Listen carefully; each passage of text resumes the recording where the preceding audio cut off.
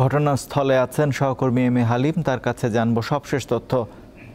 হালিম, চন্দ্রা-নবীনগর সড়কের এই মুহূর্তের অবস্থা কেমন দেখছেন? এই সড়ক ব্যবহারকারীরা কিভাবে যাতায়াত করছেন আমাদের জানাবেন।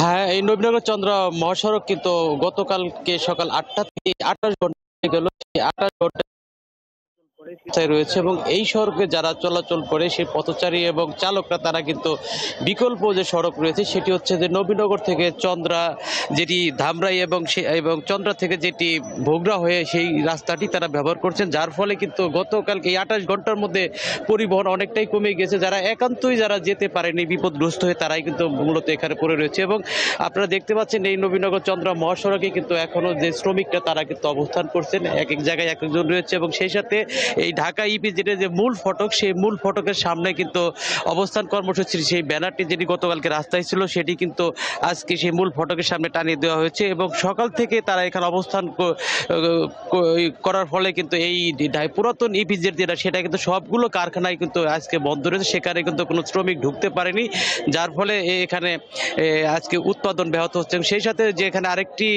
জোন রয়েছে সেটি হচ্ছে নতুন ইপিজেড, সেখানে কিন্তু নিয়মিতভাবে সেখানে উৎপাদন রয়েছে এবং শ্রমিকরা যেমনটি বলছেন আজকের মধ্যে যদি তাদের এই পাওনাদি পরিশোধ করা না হয় তাহলে কিন্তু আগামীকালকে যে নতুন ইপিজেড সেখানেও কাউকে ঢুকতে দেওয়া হবে না।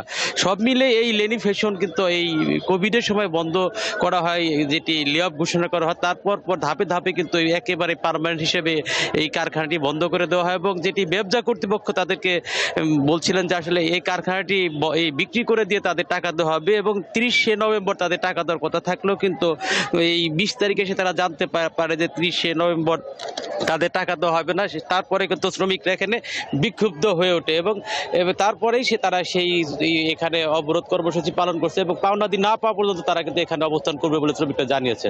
রাজীব, আমাদের সঙ্গে সাভার থেকে যুক্ত ছিলেন সহকর্মী এম এ হালিম।